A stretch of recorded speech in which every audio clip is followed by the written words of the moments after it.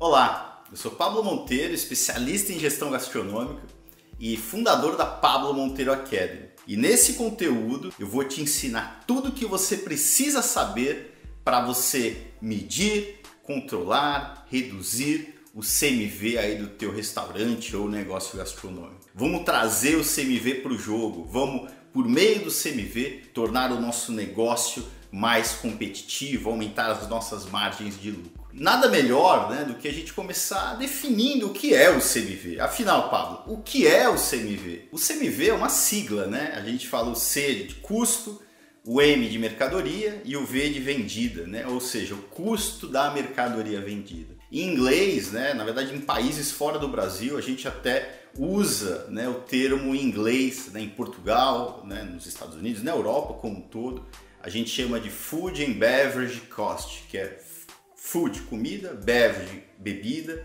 e cost, custo, né, custo com comida e bebida, tá? Mas enfim, o que isso significa? O CMV é um indicador de consumo, né? Ali nós trazemos, tentamos ler qual é o consumo de matéria-primas e produtos da nossa casa, né, do nosso restaurante em um determinado período. A gente, quando faz uma venda, né, eu realizei uma venda ali de uma garrafa de Coca-Cola, certo? Ali eu tenho um produto de revenda, né? Qual foi o custo, né, do consumo dessa garrafa de Coca-Cola? Foi o meu custo de aquisição, né? Então eu vendi a R$2, eu comprei a R$1, né? Eu tive ali o custo de R$1 nessa relação para 2. O CMV ele é também uma relação percentual, né? Eu extraio, né, uma relação percentual quando eu mensuro qual foi o consumo das matérias-primas e produtos em um determinado período dividido pela venda do mesmo período. Então, no exemplo da Coca-Cola, eu tive um custo de 1, a venda, o preço de venda a R$2, né? 1 dividido por 2, 50%. Então, aqui nesse caso, eu tenho um produto, né, de revenda, certo? Eu comprei e vendi. Então, qual é o CMV da Coca-Cola, da garrafa da Coca-Cola, da garrafa da água, da garrafa da cerveja, né? É muito fácil de se calcular. Agora, eu tenho, ao mesmo tempo, nas nossas casas, nós somos, afinal, uma fábrica também, né? Produtos que são convertidos internamente. Nós temos que unir matérias-primas e o resultado da união daquelas matérias-primas eu transformo aquilo em um produto, né? Então, se eu tenho um filé à parmegiana, é a combinação de uma série de ingredientes. Eu tenho queijo, eu tenho molho de tomate, eu tenho filé, certo? Para eu chegar no custo desse prato, eu preciso das fichas técnicas, né? Então, quando eu pego a ficha técnica e detalho lá todas as matérias-primas, toda a quantidade de matéria-prima utilizada e multiplico pelo custo da compra, né, daquela matéria-prima, eu tenho o total de custo daquele prato. Ó, para eu produzir esse prato, são R$10. Quanto que eu vendo daqui do meu prato? O meu prato eu vendo a 20. Então aqui eu acabei de descobrir qual é a minha relação percentual. Custo de 10, preço de 20, né? Então eu tenho 50% de CMV. Então a gente pode calcular, né, o CMV do produto em si, sendo que o produto pode ser um produto de revenda ou um produto que foi transformado internamente, mas eu também tenho que entender qual é o CMV da minha casa como um todo. O CMV da minha casa como um todo é o consumo total que eu tive de matéria-prima e produto dentro dessa minha casa. Como que a gente faz isso? Eu vou dar um exemplo aqui, tentar ser o mais prático possível. O custo da mercadoria vendida é um indicador de consumo, não é um indicador de compra. Então, não é o que eu comprei em um determinado período, é o que foi consumido na prática em um determinado período, tá? Eu acho que é até importante a partir de agora você anotar aí, né? Pegar o caderno, certo? A caneta, o lápis, né? E anotar a mensagem que eu vou passar aqui para você agora. Qual é a fórmula para a gente medir o custo da mercadoria vendida em um determinado período? Vamos pegar aqui o mês de janeiro, certo? Eu vou primeiro, né? Eu quero entender o consumo, eu não quero entender a compra. Então eu não posso simplesmente pegar quanto eu comprei em janeiro e dividir por quanto eu vendi em janeiro. Por que não? Esse não é o melhor caminho. Porque nem todos os produtos e as matérias-primas que eu comprei foram de fato consumidas, né? Eu posso ter tido um incremento de estoque nesse período. Então, meu indicador não é um indicador preciso, né? Eu preciso saber de fato o que eu tive de consumo. Como que a gente faz isso? A partir de agora, anota aí, tá? CMV, que é o custo da mercadoria vendida, né, do meu restaurante, é igual ao meu estoque inicial. Então, quanto eu tinha de estoque em valor no começo do meu mês. Vamos pegar aqui o mês de janeiro como referência. Então, eu fui no meu estoque no começo do mês e contei tudo que eu tinha de matéria-prima e produto. Digamos que eu tivesse ali 10 mil reais, ok? Em estoque.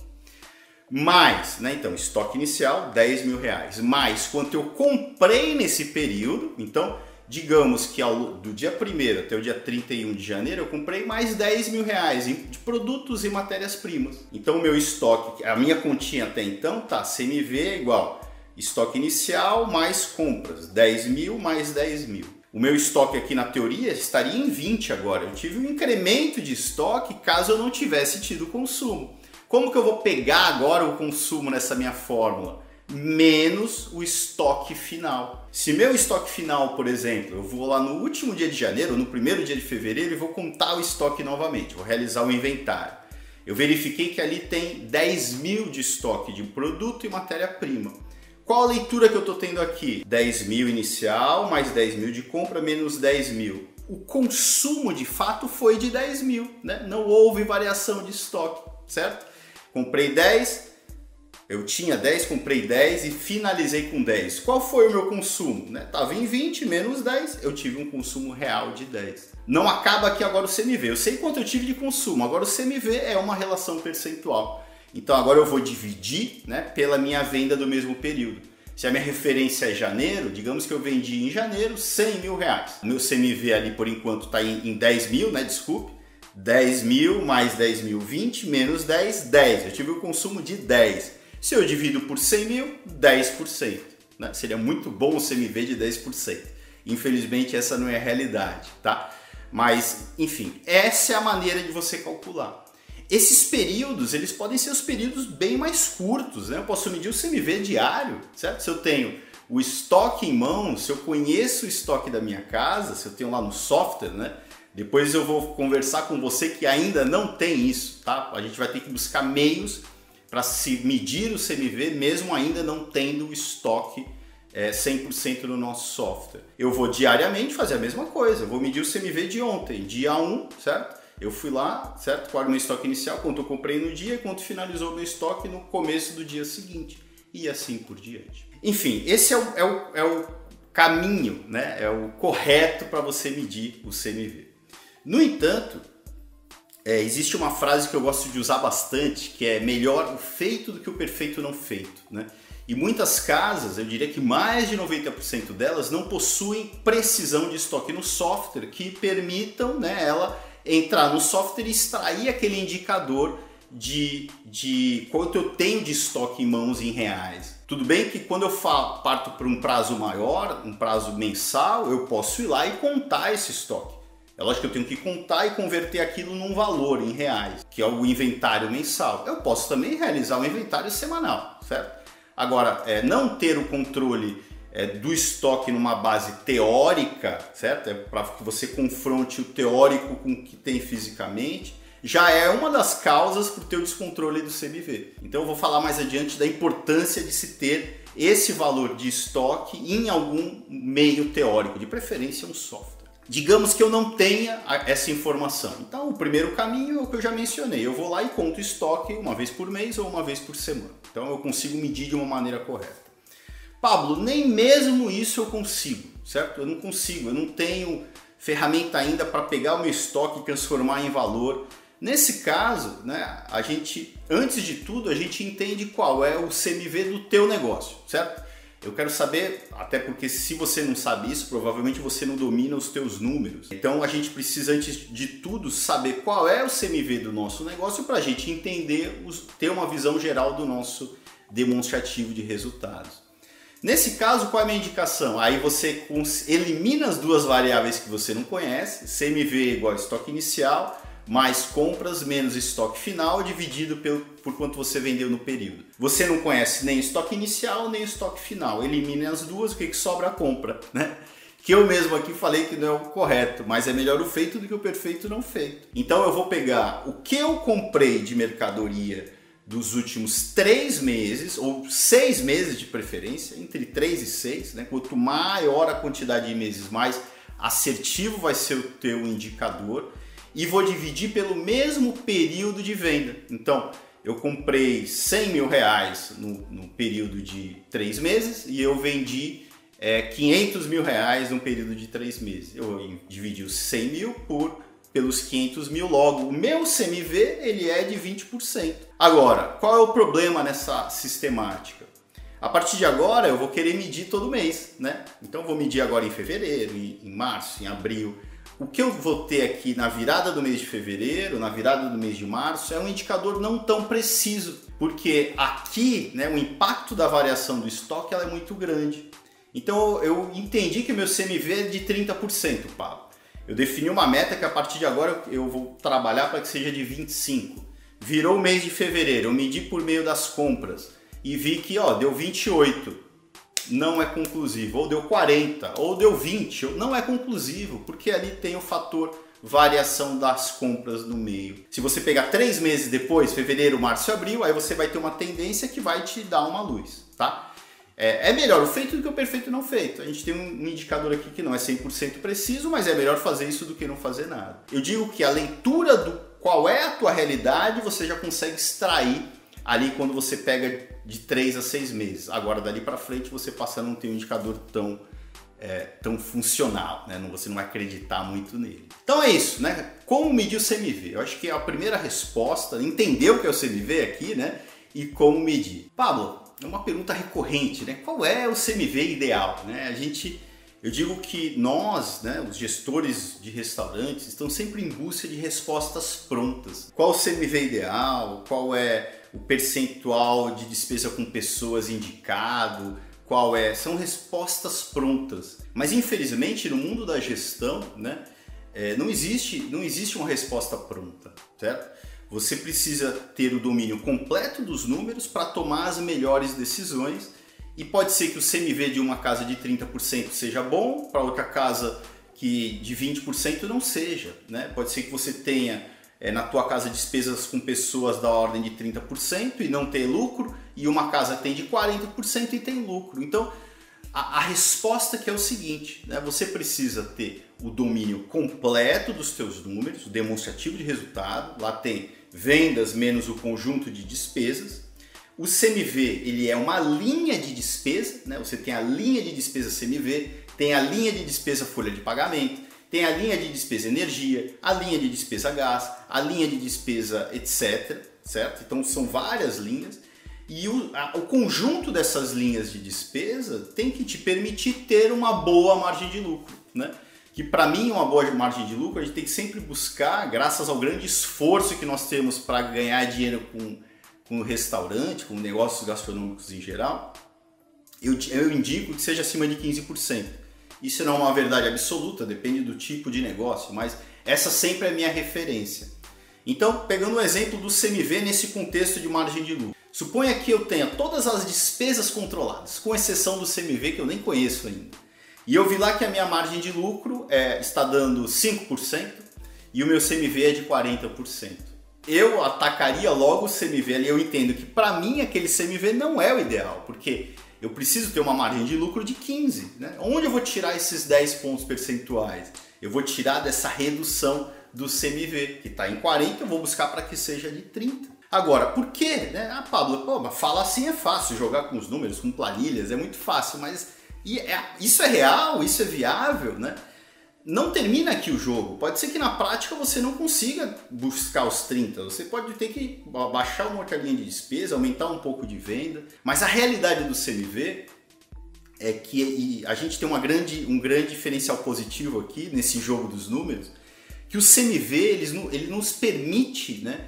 Existe um outro indicador de CMV, que é o CMV teórico, tá? Que é um jogo que poucos gestores jogam, que ele nos permite verificar se o que nós temos como CMV hoje, ele está correto ou não, né? O que isso quer dizer? CMV real é quanto de fato nós gastamos com matéria-prima e produtos na nossa casa. O CMV teórico é quanto nós deveríamos estar gastando com base no nosso custo teórico, ou seja, no custo das nossas fichas técnicas. Quando eu tenho os custos teóricos no software, eu tiro um relatório de vendas, né? Onde margem de contribuição, aparece lá o relatóriozinho no final qual é o CMV teórico da minha casa. Quando eu confronto o CMV real com o teórico, certo? Real e teórico, essa lacuna aqui, ela indica desperdícios de processos, vários processos, que eu vou navegar em alguns deles aqui nessa aula, tá? E essa lacuna, né, porque aqui a importância do CMV vem daqui, tá? Além dela já ser uma das maiores despesas ou custos do teu restaurante, ela é onde tem uma maior margem, uma maior capa de gordura para ser eliminada, né? Essa lacuna geralmente é de 8 pontos percentuais, tá? Isso aqui foi uma pesquisa realizada em projetos reais, né? 8 pontos percentuais. Então, geralmente o CMV das casas é de 40, poderia ser 32. É de 28, poderia ser 20, certo? É de uma lacuna de 8 pontos percentuais. Então, se você vende 100 mil reais por mês, nós estamos falando de 8 mil reais por mês. Por que é tão importante, Pablo? Por que eu foco nele? Por que você fala tanto sobre ele? Porque não existe nenhuma outra linha de despesa que colabore, né, com um aumento de lucro, de ganho de dinheiro de 8 mil reais num restaurante que fatura 100 mil reais. A tua estrutura, os teus recursos humanos, as pessoas, né, num cenário igual de receita, sem ter uma queda abrupta de demanda, você até consegue reduzir alguns recursos ali, despesas com pessoas, mas não nessa ordem de grandeza de 5, 6, 7, 8 pontos percentuais. A energia você consegue, mas também ela não vai representar às vezes nem 1%, né? O CMV ele representa. E o CMV ele tem um ganho indireto, né? Porque para você ter um bom CMV, você tem que ter os processos controlados. Todos os processos que ligam desde a compra, né, do fluxo de matéria-prima e produto, desde o teu fornecedor até a entrega do prato lá para o teu cliente final. Isso tem que ser tudo muito bem coordenado. O reflexo disso acontecer é você ter uma menor quantidade de erros lá no teu cliente, que é outro indicador que eu gosto de trabalhar. A venda, muitas vezes, é um processo orgânico do teu cliente, ele se encantar com o atendimento, ele ter tido a experiência dele ali atendida, você não ter errado, né? Restaurantes geralmente erram, em cada 10 atendimentos existe um erro mais ou menos. Esse erro vai fazer com que o teu cliente não volte e fale mal de você. Quando você erra menos que a concorrência, você vai ganhando fatias de mercado da tua concorrência. Então acaba que para você ter um bom CMV, você tem que organizar a tua casa e você ainda vai ter mais venda lá na frente. Agora, Pablo, existem referências de CMV por tipos de negócio? Aí sim, né? Eu diria que, sei lá, uma pizzaria ou uma pastelaria, o CMV, uma pizzaria, né? Entre 25 e 30, né? Eu gosto de buscar os 25 sempre. Um restaurante self-service tem que estar ali na casa dos entre 27, 32, até 35, mas é o que geralmente se entrega, mas dá para ter um CMV menor, porque geralmente se trabalha muito mal ali os planos de produção, a gestão das produções. Um bar, aí depende, se você é um bar que vende muito drink, você vai ter um CMV abaixo de 35, às vezes perto dos 30. Se você é um bar que só revende produto sem ter muita barganha na compra, se é um bar pequeno que só vende garrafa de cerveja, essa tua margem, o teu CMV vai estar lá na casa dos 40. Então varia muito, tá? Mas eu acho que em linhas gerais é isso, né? O CMV, ele tem um impacto muito grande no resultado do nosso negócio. Então, a gente já entendeu aqui um pouco da lacuna do CMV real teórico. É bom que a gente tenha o indicador do CMV teórico como referência.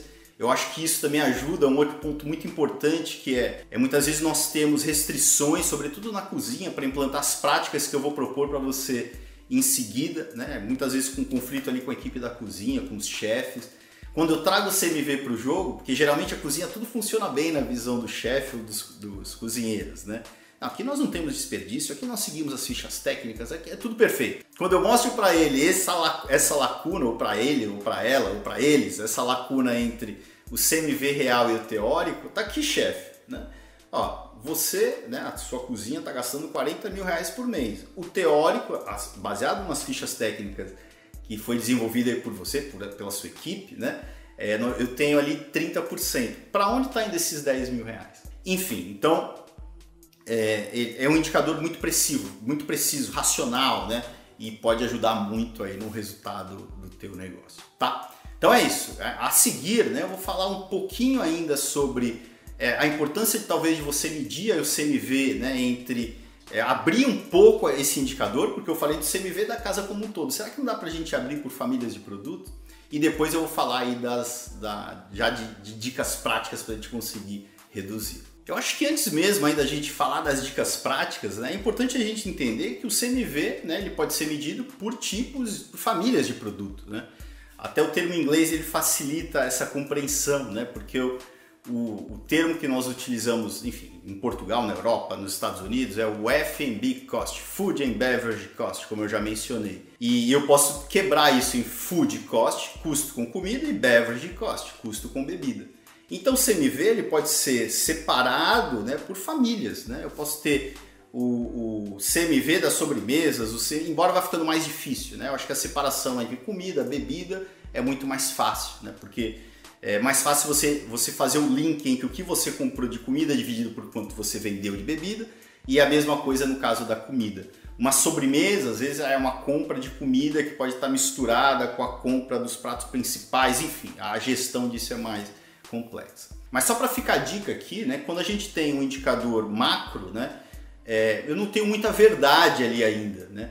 Quando eu decomponho o meu problema em várias partes, utilizando o método cartesiano, né, o que eu vejo? Eu começo a ficar mais próximo da verdade. Digamos que o meu CMV da minha casa seja de 35%, mas eu vou lá e faço essa primeira quebra, identifico que o CMV da comida está de 30%, da bebida está de 45%. O meu problema pode ser que seja na bebida, então eu estou ampliando a minha capacidade, né, de gerir esse problema, de, por meio da verdade, né, entender qual é o problema e atacar o problema realmente. E a gente vai usar isso daqui para frente também, né, porque o CMV é uma consequência de outros indicadores de desempenho, né? O que me faz entregar um resultado do CMV é o que eu vou entrar aqui a partir de agora no detalhe, né? Só como exemplo, né? Há um indicador de precisão de estoque. Se eu não tenho um controle de estoque, eu tenho o excesso de desvios de estoque, perdas de estoque, a consequência disso é o meu CMV ele aumentar, né? Eu tenho mais perdas, certo? E o meu CMV vai aumentando. Então tem vários indicadores de desempenho que a consequência de eu entregar esses indicadores é eu conseguir entregar o CMV total. Então, a partir de agora, né, eu vou entrar com as práticas, né?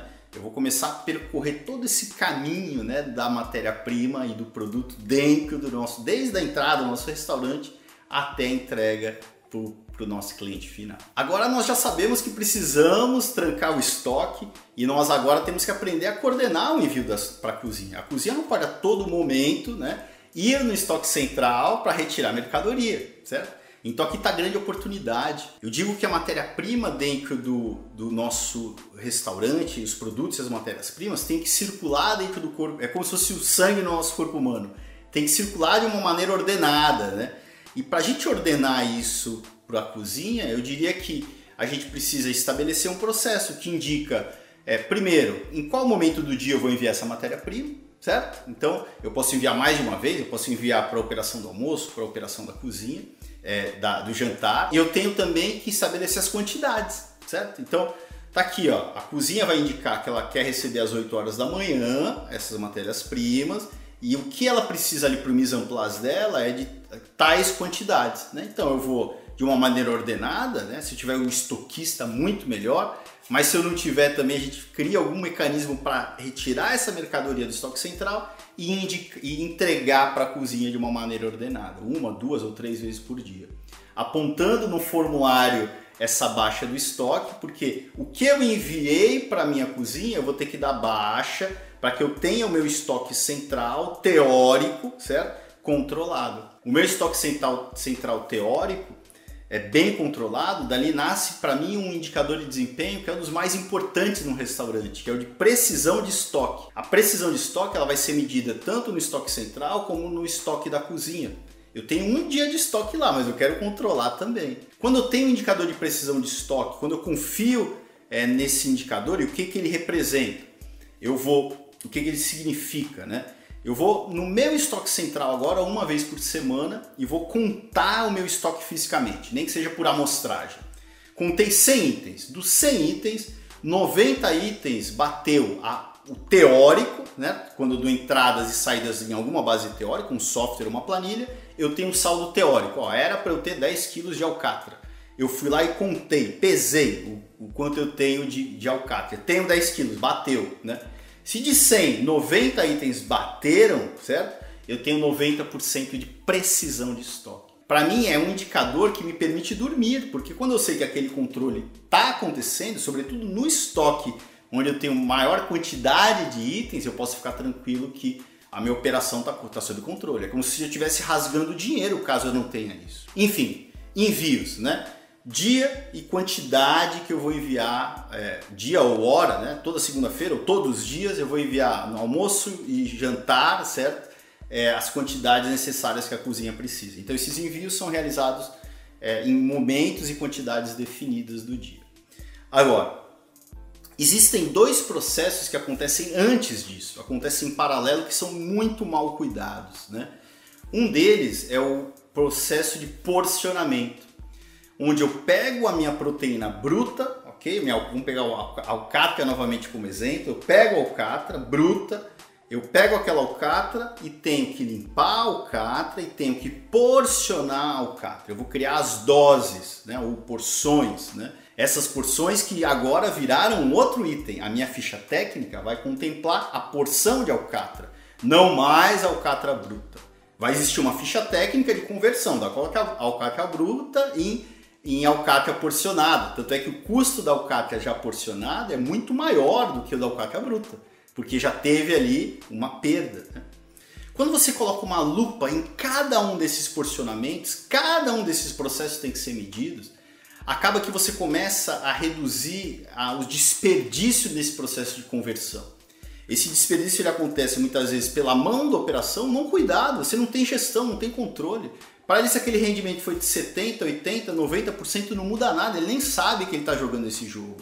Quando você começa a olhar, né, para cada porcionamento, existe uma tendência natural do rendimento, né, dessa tua operação aumentar. Aquela ficha técnica que indicava que o rendimento do produto X tinha que ser de 80% e estava sendo de 70%, você pode ser que você consiga ali trazer para o 80% novamente, ou entregar a tua meta esperada. A tua meta ali era 80%, você está entregando 70% e você não está olhando, você está perdendo 10% sobre aquela matéria-prima que já é cara, né? Aqui a gente está falando de porcionamentos dos itens mais importantes também, geralmente são as proteínas, né? Então os itens mais importantes eu coloco uma lupa. Eu corrijo não só a mão do operador, capacitando o operador para que ele entregue a meta, mas eu consigo ir além nessa análise. Esse processo de análise eu consigo concluir, por exemplo, será que o problema do meu rendimento não é do fornecedor? Às vezes a gente paga um fornecedor mais barato, mas o rendimento dele é tão pior do que o mais caro, que eu estou pagando, enfim, não faz sentido eu pagar aquele mais barato, vale a pena pagar mais caro e ter o resultado do rendimento melhor. Eu começo a analisar também coisas do tipo, tamanho de peça X é melhor do que Y, o peixe quando vem desse tamanho é melhor do que quando vem desse. E quando eu trago o operador para o jogo, ele começa a jogar junto comigo, né? Trazê-lo para o jogo é beneficiá-lo como resultado da entrega dessa meta. Cara, se você entregar a tua meta do mês, dos rendimentos, né, das conversões das proteínas, você ganha X, ele vai começar a jogar esse jogo também. Aqui, né, eu falo mais ou menos 2 pontos percentuais, 2 a 3 pontos percentuais quando você entra nesse jogo, tá? Uma lupa nos teus porcionamentos. Nós temos em paralelo alguns itens que não são porcionados, são transformados, né? Eu uno matérias-primas, certo? E converto, transformo em outros itens. Geralmente isso é confundido, né? Já é parte do mise en place, né? Tudo é do mise en place. Mas alguns itens eu posso coordenar isso, né? Porque eu posso produzir alguns itens a cada 2 dias, itens uma vez por semana. Quando eu conheço isso, quando eu coordeno isso daqui, por exemplo, o molho X eu vou produzir toda segunda e quinta. Eu tenho como planejar essa produção, organizar a minha produção, equilibrar mais, porque quando eu planejo de acordo com abrir o freezer, eu abro o freezer, vejo o que tem e o que não tem. Tende-se a gente deixar de produzir algo, falhar operacionalmente algo, faltar para o cliente, ou ter um problema de ter que produzir ali na hora, né? Transtorno operacional que vai impactar o cliente, mas também um risco muito grande de desperdício, né? Eu vou ser menos produtivo porque em alguns momentos eu vou ter picos de necessidade de produção, né? e eu não vou conseguir entregar, né? Então, quando eu não coordeno isso, quando eu não tenho um plano de produção dos transformados, a minha vida tende a ser o caos, né? Não é tudo o mise en place. O mise en place, que geralmente é utilizado, é tudo que eu preciso, porcionados, transformados e matérias-primas brutas. Alguns transformados, que são união de matérias-primas, eu gosto de tratar como um plano à parte, certo? Mesmo que seja produzido diariamente. E por que isso é importante? Porque para alguns dos itens, sobretudo os mais importantes, se você é uma pizzaria, por exemplo, o molho de tomate é importante, não é? Então, o molho de tomate eu vou enviar, né? Digamos que eu defini que eu vou produzir todo dia, certo? Vai ter um quadro lá de produção que vai indicar que eu tenho que retomar o meu estoque a 10 litros, eu preciso de 10 litros por dia, eu tenho 2, logo eu tenho que produzir 8. Se eu tenho que produzir 8, eu vou enviar as matérias-primas de acordo com a ficha técnica para eu produzir somente 8 litros, certo? Porque senão vai ficar algo aleatório. Eu saber que eu tenho que produzir 10, eu ir lá no estoque aleatoriamente, pegar as quantidades e produzir, a chance de dar certo é muito baixa, né?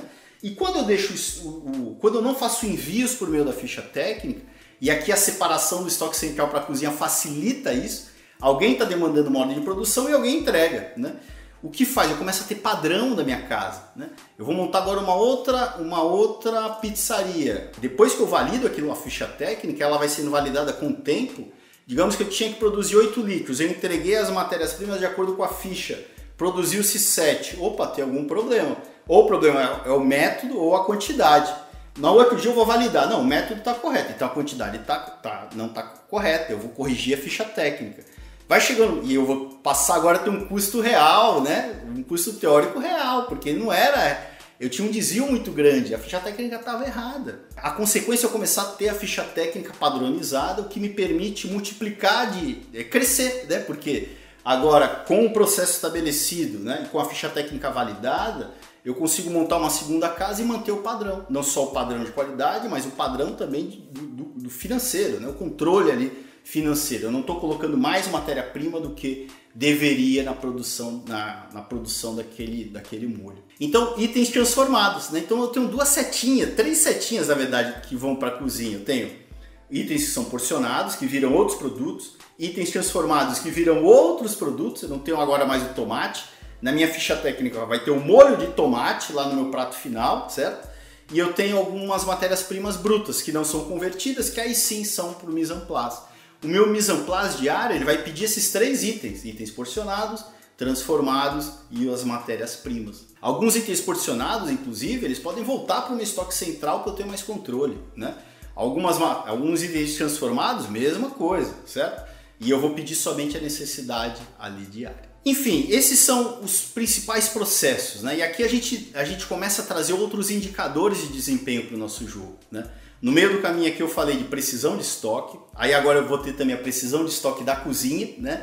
Cozinha, agora eu estou te entregando as porções e estou dando baixa em porções. Eu te entreguei 10 porções de alcatra, você vendeu 2, tem que ter 8. Eu vou fazer ali a contagem, certo? A base teórica agora está funcionando, a relação 1 para 1.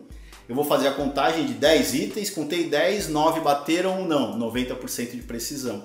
É um indicador de desempenho fundamental para você gerir o teu chefe. Ele tem menos estoque em mão, mas ele continua tendo. Então, uma das metas do meu chefe ali vai ser ter o controle do estoque que eu estou entregando, porque se ele está queimando muito produto, se está jogando fora, se a equipe dele está consumindo de maneira imprópria, eu vou saber também. Além disso, outros indicadores. O bar é a mesma coisa, né? Quando eu faço o envio do bar, eu tenho a precisão de estoque do bar, né? Mesma lógica. Eu tenho aqui indicadores de desempenho do tipo rendimento dos porcionamentos, nasce um outro indicador de desempenho. E eu tenho algo que é um indicador de desempenho ligado à produção, né? Sobras de produção, perdas de produção. Existe uma complexidade grande em alguns tipos de sistema de produção, como produções de sistema antecipada. Existem 2 tipos de produção. Quando eu falo envio do mise en place para a cozinha, eu estou dando o exemplo do sistema mais fácil, que é um restaurante à la carte, né? Que ele tem um mise en place pronto e ele finaliza os pratos ali de acordo com a demanda do cliente. Quando eu tenho um sistema de produção antecipada, eu preciso antecipar a demanda do cliente, que é um restaurante self-service, que é um negócio ligado de buffet, uma padaria que tem ali a vitrine, né? Eu preciso antecipar antecipar o que o cliente vai pedir. Esse sistema é o mais complicado de ser gerido, né?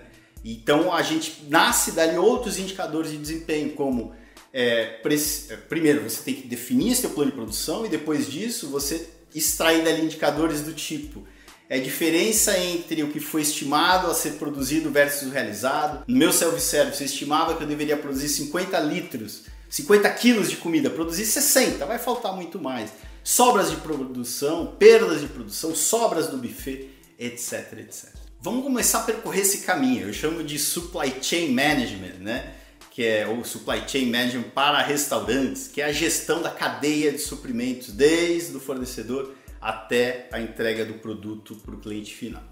Tudo começa com o plano de compras. Vamos começar aqui, o que a gente vai fazer para abastecer a nossa casa, né? Aqui geralmente já existe um monte de erro, né, de falhas de processo. O processo de compra geralmente ele é muito amador, né? Alguém vai no estoque, né, aleatoriamente, enfim. O cara do bar, né, ele vai lá no bar e conta o estoque e ele aponta o que ele acha que tem que comprar. O cara da cozinha a mesma coisa. Aí ou eles compram diretamente ou chega para alguém que executa a compra. Não tem um processo. Aquele cara do bar ou da cozinha, né, ou o gerente geral, ele está tendo que tomar centenas de decisões do que comprar, e quando ele toma essas decisões de uma maneira desordenada, sem ter o apoio racional de um processo, né, existe uma tendência muito grande dele ou comprar muito a mais, né, ou errar, deixar de comprar muitas coisas. A consequência disso é que o estoque ele tem uma flutuação muito grande, né? Esse excesso de estoque, né, picos de excesso de estoque para alguns itens causa perdas de estoque, e as falhas, né, as faltas de estoque, transtornos operacionais, impacto no cliente. Se o cliente foi comer um produto na tua casa que não tem, ele não vai voltar. E também aquela compra de última hora, né? Aquela compra de última hora que geralmente você paga mais no mercadinho da esquina. Então aqui nós já passamos a ter um impacto no nosso CMV por não gerir bem esse processo. A indicação que eu sempre trago é você ter um ponto de reposição como referência, o dia de compra e um ponto de reposição, né? Você definiu que você vai comprar a partir de agora o item X, né? Sei lá, mussarela, toda segunda-feira. E você precisa retomar ao teu ponto de estoque de 10 quilos. Você tem 8 quilos hoje, você vai comprar mais 2 quilos, certo? Aí na semana que vem você tem 5, você vai comprar mais 5, né? Para repor aos 10. O ponto de reposição é a tua base, né, para você determinar o que comprar. Por que é muito importante definir o ponto de reposição? Digamos que faltou mussarela na tua operação na quinta-feira. O teu ponto era 10, você aprendeu com o erro. Eu vou, a partir de agora, aumentar o meu ponto de reposição, porque 10 não está dando. Ou tive que jogar fora algum produto por problema de validade, estragou no estoque. Eu vou reduzir o meu ponto. Quando a casa começa a acreditar no ponto de reposição, porque a gente vai fazendo ajustes ao longo do processo, o processo de compra fica muito mais fácil. Ele pode ser feito até num clique, caso você tenha o ponto de reposição e o teu estoque preciso no software. Você clica, diferença entre o ponto de reposição e estoque atual, certo? E a diferença é quanto você tem que comprar. Você vai criando algo sistematizado, um processo para isso. Você sai do empirismo, das decisões tomadas pela equipe e você tem esse conhecimento retido agora numa base, num software de preferência ou numa planilha Excel, mas você tem esse conhecimento retido. Depois disso, ponto importante, né? Comprei, agora passei a comprar corretamente. O meu estoque que fazia assim, ele já vai começar a fazer assim, ó. Tem flutuação, mas menos flutuação, e você passa a não ter tantos problemas de perdas e problemas de ter que comprar de última hora. Além disso, né, aí depois disso, é importante você registrar esse teu pedido de compra em alguma base teórica, para quando você receber esse pedido, você ter como confrontar o que você pediu versus o que foi faturado para você no primeiro momento. De preferência num software, mas pode ser num formulário. Você fez o pedido, apontou no formulário, esse formulário está visualmente disponível para quem vai receber. E ele confronta ali, né, um checklist, né? Ele confronta o que está na fatura versus o que está recebendo. Por que isso é importante? Digamos que você pediu, né, 8 quilos de mussarela, chegaram 5. O teu sistema vai falhar, vai dar problema. Você só compra na outra semana. Com essa informação na tua mão, você vai se perguntar o que eu posso fazer, né, antes de ter o problema, né, de ter que reagir do problema de última hora. Que é isso que faz com que a nossa vida seja guiada pelo ciclo do urgente. Eu vou antever um problema, pô, não chegou, eu tenho como comprar de outro fornecedor, ele tem como entregar amanhã, né? Então, não veio mercadoria a menos, eu tenho tempo para gerir isso. E quando vem mercadoria a mais, eu tenho como avaliar se faz sentido ou não ficar com aquela mercadoria, porque pode ser um problema de caixa, pode ser um problema de perda daqui a pouco, enfim, excesso de estoque. E quem não olha para isso, né, tende, né, a receber mercadorias a mais, né, sobretudo no final do mês, quando o vendedor ali quer bater a meta, ele empurra a mercadoria, certo? Por incrível que pareça, isso acontece. Depois disso, confrontei a fatura, certo? O faturado primeiro com o que eu pedi, né? E depois eu vou confrontar o faturado com o que eu de fato recebi, né? É um processo que é muito básico, né? Mas muitas vezes maltratado, por incrível que pareça, né? Eu recebi lá, eu tenho 10 quilos de salmão, eu tenho 10 quilos de salmão físico mesmo ou não? Eu recebi 10 quilos de filé mignon, eu tenho 10 quilos de filé mignon, eu tenho que pesar, certo? Eu sei que na prática, aqui a gente entra num pequeno dilema, né? Falando operacionalmente, eu não consigo fazer tudo isso, eu não consigo pesar tudo, eu não consigo, né? A hora do recebimento é confusa, eu não tenho estrutura. Cara, foque no que é importante, né? Aqui a gente traz o conceito, além de Pareto para o nosso jogo, a regra do 80-20. 20% do teu estoque, das tuas compras, tem um peso de 80%, né? 20% dos teus produtos de estoque, dos itens de estoque, tem um peso em valor de 80% do teu estoque. Então foque no que é importante. Tire ali um ABC de compras, os itens mais importantes são os que você tem que medir na plenitude. É melhor o feito do que o perfeito não feito. O salmão, o filé mignon, geralmente as proteínas, né, que tem impacto de 70%, 80% ali em média da tua ficha técnica, são os itens que têm que ser controlados na plenitude. Tá? Tem que ser ali no ato do recebimento você ter certeza que recebeu de fato o que você pediu. A partir de agora, né, depois que essa mercadoria ela entra na nossa casa, agora a gente tem que gerir o estoque dela, né? A partir do momento que entrou, eu tenho que ter controle sobre aquele estoque. O controle de estoque é muito maltratado dentro dos restaurantes, por N motivos, né? Um deles é que esse estoque está disponível para todo mundo, né? O estoque está ali aberto, disponível para a cozinha, disponível para todo mundo, né? O que ocasiona isso? Caso exista algum desvio de estoque, né, você não vai saber qual é a causa raiz. Esse é um dos problemas, né? E existe uma cultura no setor, né, de que as pessoas que trabalham em restaurantes, elas acham que ao consumir aquele produto ali do restaurante, ou até levar para casa, não é entendido como um roubo. Eles não acham que estou fazendo nada errado. Culturalmente, ele vê um monte de mercadoria, não vai fazer falta eu pegar 1 quilo de salmão daqui, né? Mas faz muita falta no final das contas, né? Eu digo que isso representa algo em torno de 2% de margem de lucro, R$2.000 para quem vende R$100.000 por mês, tá? Além disso, existe um outro problema. Como que é o sistema de baixa desse estoque, né? O controle do estoque, né? Ele acontece quando você dá entrada e dá saída e você tem um saldo teórico, né? Um controle de caixa, por exemplo, do caixa ali do dinheiro, é isso, né? Você tem a venda, certo? E as saídas de caixa, entradas e saídas te indica quanto você tem de dinheiro ali em caixa, né? De dinheiro, papelzinho de cartão de crédito, de débito.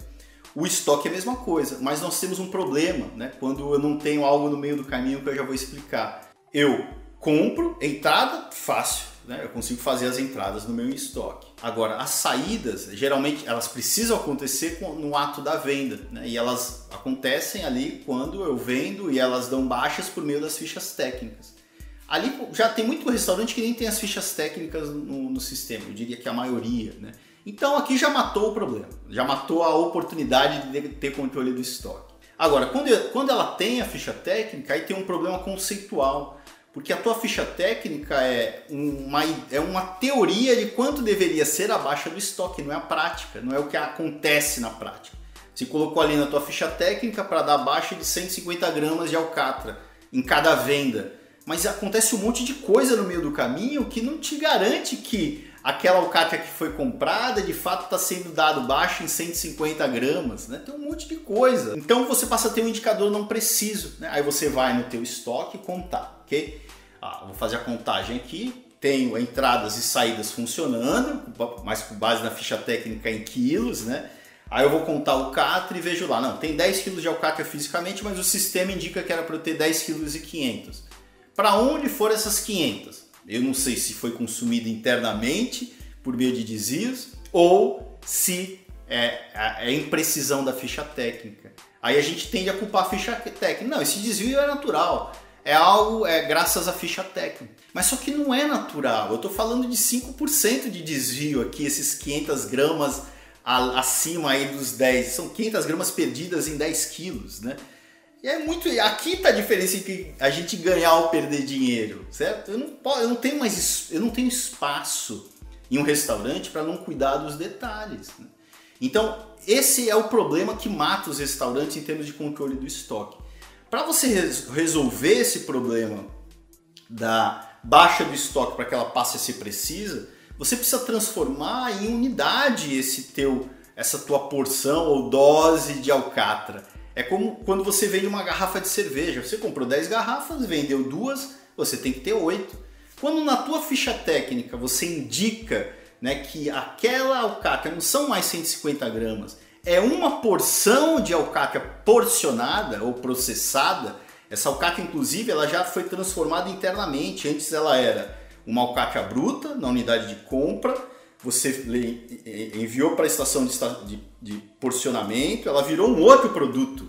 Então agora eu sei que eu tenho essa porção de alcatra que quando eu vendo abaixa em unidades, né? Eu passo a ter um controle efetivo ali. Agora onde está a peça no meio do caminho para que isso aconteça? É importante que a gente separe o nosso estoque central do estoque da cozinha. São estoques totalmente distintos, né? Quando eu falei aqui de vários donos para o mesmo estoque, a cozinha tendo acesso a tudo, se eu não tenho essa separação, nunca vai funcionar, né? E se eu não tenho essa separação, eu não consigo coordenar os envios para a cozinha de uma maneira ordenada. Como, por exemplo, nesse processo que eu acabei de mencionar do porcionamento. Então o estoque central é o estoque que eu chamo de estoque onde está trancado, é o cofre, né? Tudo que eu recebo de mercadoria, eu entrego para esse cofre. Quando eu tiro essa mercadoria e vou entregar para a cozinha, eu vou dar baixa, né, nesse estoque central e eu vou dar baixa na mesma unidade de medida da minha compra. Então eu comprei 10 quilos, eu estou dando baixa de 10 quilos, ele não teve nenhum porcionamento, nenhuma transformação ainda. Mesma unidade de medida. Então o estoque central ele é um estoque perfeito. Ele tem, quando eu tenho um cofre, eu tenho uma pessoa ou 2 pessoas como responsável. De preferência uma pessoa, sendo que essa pessoa quando não está, porque ela não vai estar lá a todo momento, ela vai entregar a chave para outros responsáveis, tá? Mas eu mitigo, né? Eu reduzo a probabilidade de problema, né? Então é o estoque perfeito, entradas e saídas na mesma unidade de medida, não tem transformação, não tem senão de ficha técnica e eu não tenho senão de várias pessoas ali dentro. Agora, não menos importante do que ter esse controle de estoque efetivo no estoque onde tem mais valor, né? Porque geralmente a gente trabalha com estoques de 7 dias, mais ou menos, né? Eu tenho 6 dias de estoque aqui no estoque central, ou seja, onde está o meu dinheiro na prática? Está aqui, né? E diariamente o estoque do dia eu entrego para minha cozinha de uma maneira ordenada.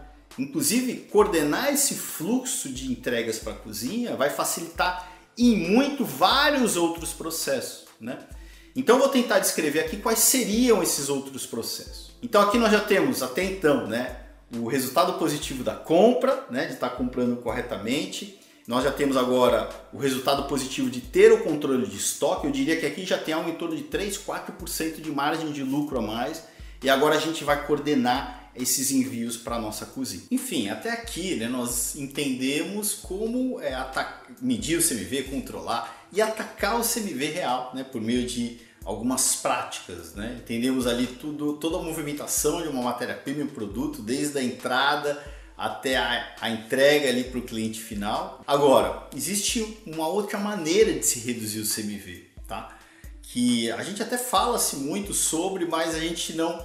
Eu digo que nós não trazemos o indicador correto para o jogo, né? Que é o CMV, que é trazer para o jogo o CMV teórico. A gente fala muito de engenharia de menu, né? Por exemplo. Nós já sabemos aqui que existe uma lacuna entre o CMV real e o CMV teórico, né? Que quando a gente implanta as práticas, né? corrige os nossos processos, melhora os nossos processos, a lacuna ela vai reduzindo, né? Agora, quando eu pratico engenharia de menu, certo? Que é um termo conhecido, engenharia de cardápio, né? O CMV teórico, que é esse daqui, ó, ele vai baixando também, né?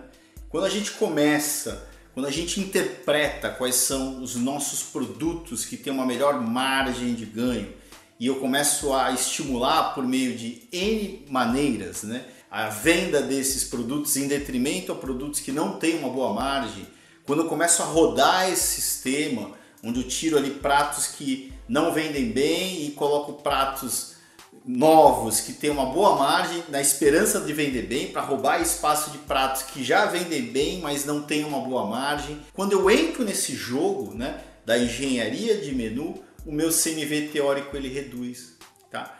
Então o jogo de um gestor de restaurante, né, ele está sempre, né, em buscar a maior margem de lucro possível, tendo o CMV como a principal ferramenta, né, alinhado à venda. Em paralelo, ele passa a ter que gerir dois indicadores de desempenho ali principais do CMV.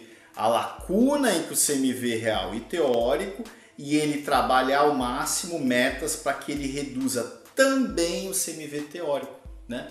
Trazendo ali a engenharia de menu, buscando inovação, né? Trazendo pratos com maior valor agregado e menor custo, né? Entrando a fundo no jogo da engenharia de menu. Então aqui, né, quando a gente traz o CMV teórico para ser atacado por meio da engenharia de menu, eu digo que a gente passa a ter ganhos aqui já da ordem de 10, 11, 12 pontos percentuais, né? Caso você não tenha jogado esse jogo até então, né? Então a conclusão aqui é que a diferença entre ganhar ou perder dinheiro no setor está na gestão do CMV. A venda superior, é lógico que é muito importante, né? A venda, a cada mais ou menos 10% a mais de venda, você tem um ganho de margem de lucro da ordem de 5 pontos percentuais. Agora, muitas vezes, quando você vende mais sem ter o controle do CMV, pode representar você vender mais e perder mais. Quando você joga os dois jogos de uma maneira simultânea, você trabalha para vender mais e você tem o controle do CMV, a tua margem aqui ela vai aumentando. Mais venda, menos custo. Então, a gestão está muito, né, de um restaurante, negócios em geral, no equilíbrio de indicadores de desempenho sempre, né? Outro, por exemplo, ticket médio, satisfação do cliente. Eu não posso ser um vendedor chato querendo aumentar o ticket médio, porque o chato ele vai fazer com que a satisfação do cliente seja impactada, né? Eu tenho que trabalhar os dois indicadores equilibrados para que o resultado seja de fato eficaz, né? CMV e vendas é a mesma coisa. Tá bom? Então é isso. Eu tentei elencar aqui, né? Primeiro, definir o que é o CMV, né? Trazer o CMV para o jogo, né? Entender o significado dele, a importância dele e navegar um pouco ali de uma maneira macro ali por meio das práticas, né? Pontos de observação que você tem que passar a ter para que você consiga aí eliminar aquela lacuna de oportunidade que geralmente é de 8 pontos percentuais. Eu diria que cada vez mais a gestão do CMV se faz importante. Eu acho que a partir de agora, né, já era uma realidade, mas a partir de agora muito mais. A diferença entre ganhar ou perder dinheiro no setor está ligado diretamente a você gerir bem ou não o teu CMV. Então é isso, muito obrigado, até uma próxima oportunidade. Um abraço!